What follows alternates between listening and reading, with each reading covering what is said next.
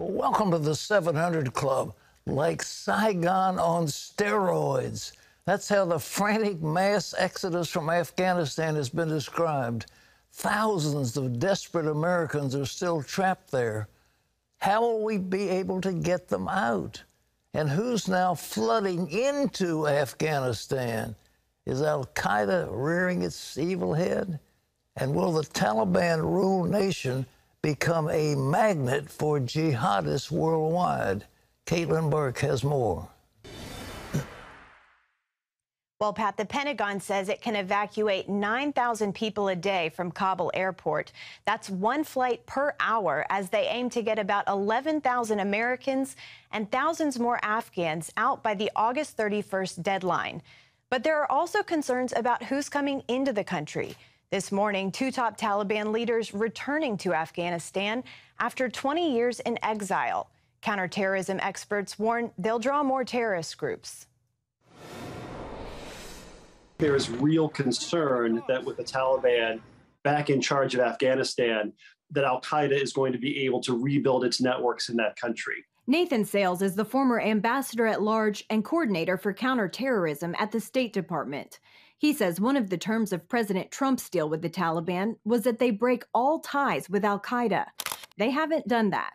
Just a couple of weeks ago, the United Nations released a report about the relationship between Taliban leaders and al-Qaeda. Unfortunately, that relationship remains robust. Previous intelligence estimates suggested it would take up to 2 years after a full U.S. withdrawal before al-Qaeda could again pose a threat to the United States.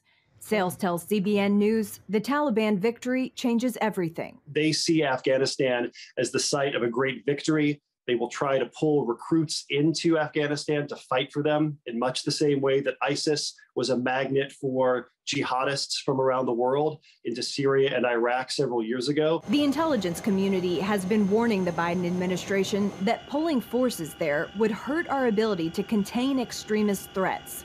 Biden, though, maintains counterterrorism efforts don't require boots on the ground. You need to have drones flying overhead, vacuuming up signals intelligence. And you also need to have a network of spies, human intelligence assets, who are collecting information. The 20-year U.S. mission in Afghanistan was to destroy the Taliban and keep the country from once again becoming a terror base.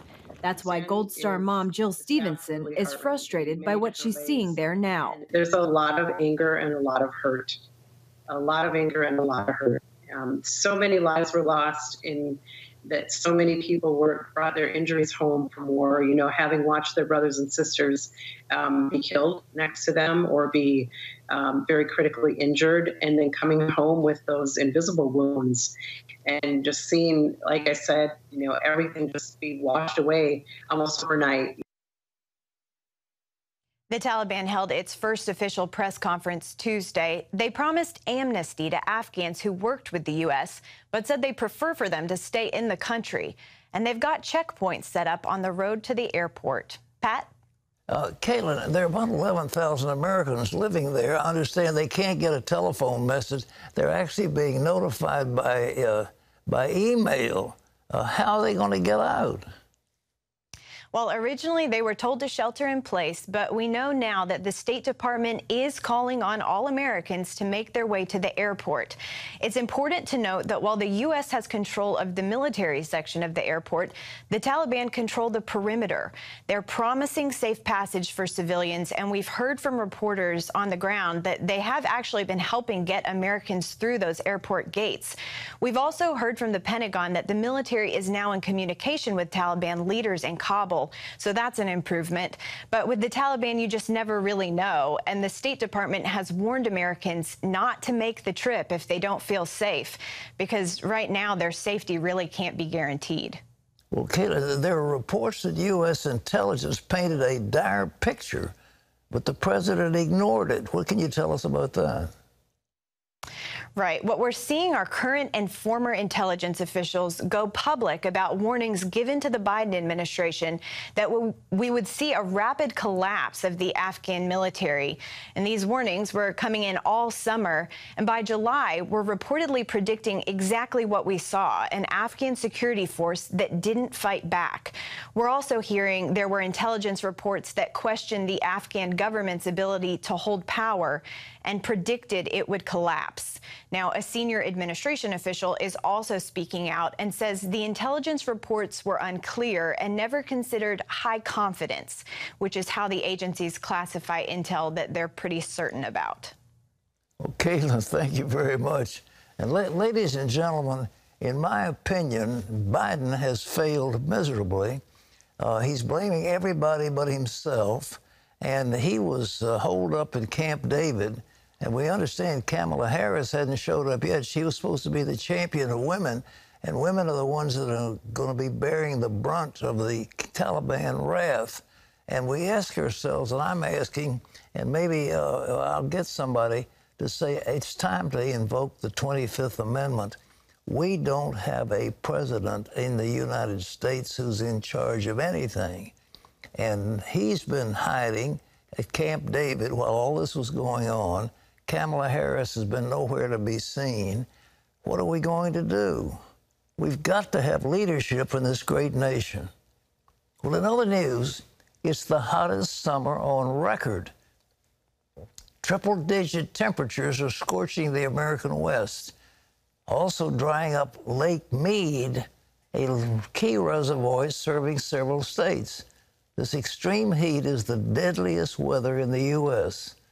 So what's firing up the danger even more? And how do we deal with it? Heather Sells has got that report.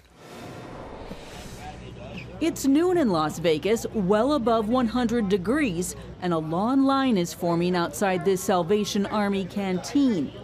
Workers are handing out cold drinks and a sandwich right next to a city cooling shelter.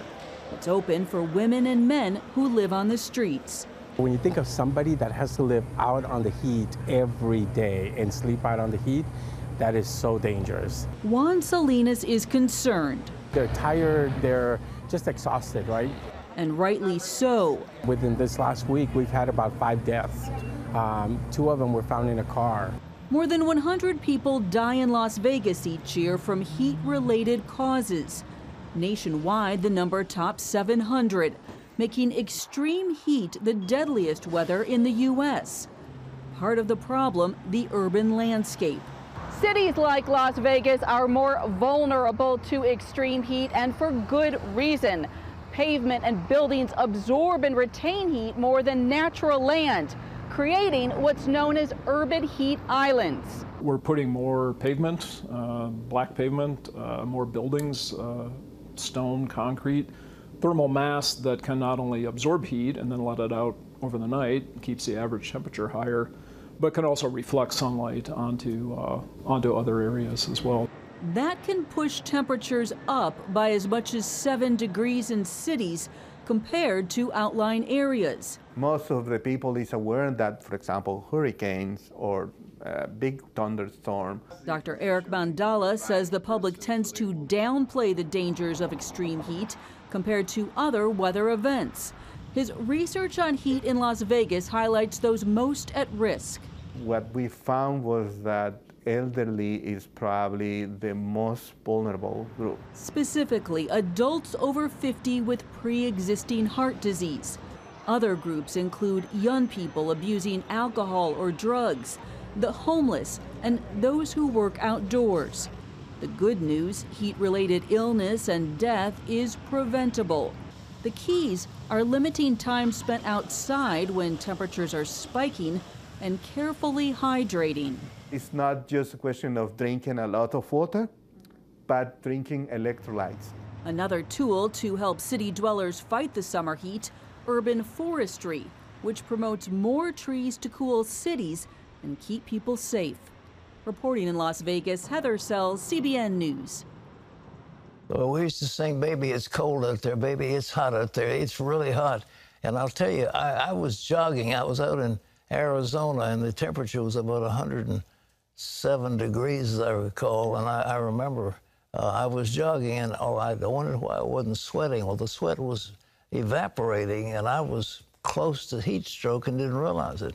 So you can get killed very easily, and I wasn't in my late years either, and I didn't have any pre-existing anything. But the heat can kill you, so be careful.